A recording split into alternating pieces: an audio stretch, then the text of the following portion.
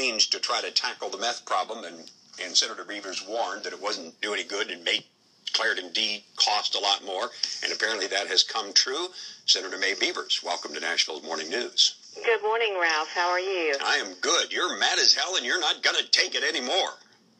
Well, I've been working on this since about 2011 when they first tried to push prescription for pseudoephedrine, saying that was going to be the cure-all, for our methamphetamine problem in Tennessee.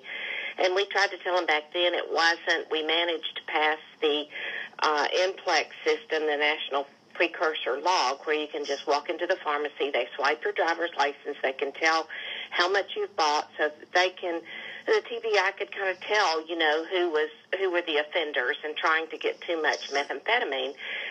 With that law, it put a burden on people because, if my husband got sick, I couldn't walk into the pharmacy and buy for him because I had already reached my limit for that day or that month. So that was a burden in itself. But, they kept, the Sheriff's Association kept touting we need more laws and some local... And the governor wanted more tighter restrictions, didn't he? Actually, it's the bill that passed last year was the governor's legislation. The House upped the limits in the legislation higher than what he was calling for. In fact, they doubled it. Under that legislation, supposedly now you could get a prescription from your doctor, but you had to buy 28.8 grams per year before you had to go get that prescription. Now, that's supposed to be about a 5-month supply. Right. I use Claritin D. I only use the 12 hours, so the most that I would buy a month, and I didn't even buy it every month. I don't use it every day, but I would, go in and ask for a box of 30 12-hour. Well, that doesn't reach the gram limit that they're saying we're supposed to be able to buy, and yet since this went into effect in July, by the end of October, they were telling me you've reached your limit because the pharmacy's going by the number of boxes that you bought, not the number of grams that you have bought. Oh, well, they're not going by the law then. Exactly. Okay, so I got my doctor. So is the problem with the law or the way that the people are complying or not complying with the law? Well, the problem with the law is we didn't need a prescription. Right. The economist told us it was going to cost our economy $44 million, doctor's visits and so forth in Tennessee. The comptroller even issued a report on the policy back before they adopted this and said that it would cost people with doctor visits and everything, and that they didn't see it as helping the problem because so much is coming out of Mexico now. Okay, so now we let's assume that we know that you are having this issue. Let's assume others are the same, because there's no reason that you should be having this problem all by yourself. That people are having to, running into problems getting the Claritin D that they want and having to pay more for it if they want to. So what do we know about how this law has worked? Do we get any feedback yet from the state on the level of the meth problem now compared to before these rules went into effect? Well, I haven't seen in the news media lately where they've busted any labs, in Tennessee. It's quieted down. In fact, the TBI said recently that a lot of it's coming out of Mexico now. And it's like, okay, I tried to tell you this, back when you were trying to pass this law. But the effect that it's had on the consumer in Tennessee, I had a doctor call in a prescription for me to CVS Pharmacy, where I have to go for my insurance. I asked how much it was for a 12-hour box of 30. They told me it was $32 or $33 and $65 for a month's supply. And I asked the clerk, I said, well, that's so much more than I've been paying. And she said, well, it's prescription now, so there's no discount. Right. 2 different clerks told me that.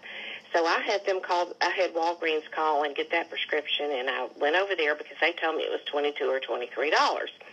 So I go to Walmart, and I hand her, actually they call the prescription over there, and I go to ask for it, and the clerk says, she goes to the pharmacist, and she comes back to me, and she says, oh, that's an over-the-counter drug. You don't need a prescription. I said, it's over-the-counter until you reach a certain limit. And so she goes back to the pharmacist. the pharmacist told her to tell me that, that they would get it, but the insurance wouldn't pay for it. Senator Beaver, this is a lot of details for people to absorb, but I think we're getting the message. So, what is the overall message here? A, that the pharmacies don't know how to comply with the law, or B, that this is just proof that the law is unnecessary and ought to be repealed. What do you want to happen? I think even further than that, Ralph, I was offered a 6-month supply standing right there in Walgreens. So if I'm a meth offender and I have a regular doctor and I call my doctor and he gives me a prescription, you can go buy as much as a year's supply in one day at the pharmacy. They don't check the NPLEX system or anything. So I think this just made it more available for meth offenders than it was before. Not to mention all what you're putting the consumer through. So there is a problem with the law. It isn't being followed. I can't purchase as much as I should be able to purchase per year, and I'm really a low dosage user compared to a lot of people. All right, so are you going to try to revisit that in the next General Assembly? I'm thinking about it. I mean, there's something wrong with the process. When our pharmacists they're having to keep up with how much you've had, and they're not following the law. I think it's made the law much looser, and yet Terry Ash with the Sheriff's Association has been touting that, we've cut down on the sale of methamphetamines.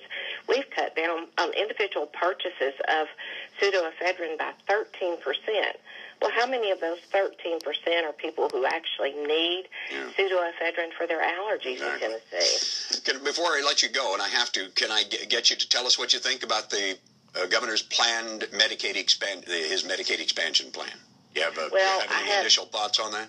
I haven't seen all of the details yet. However, I'm reading that in Arkansas they had a similar plan that they started 2 years ago, and that they're already thinking about scrapping it after 2 years. Yeah, exactly. Senator Beavers, thank you. I hope we can get this Claritin D and Sudafed and meth problem all fixed one of these days to the satisfaction of everybody, but it certainly is not now. Senator May Beavers here on Nashville Morning News, Super Talk 99.7 WTN.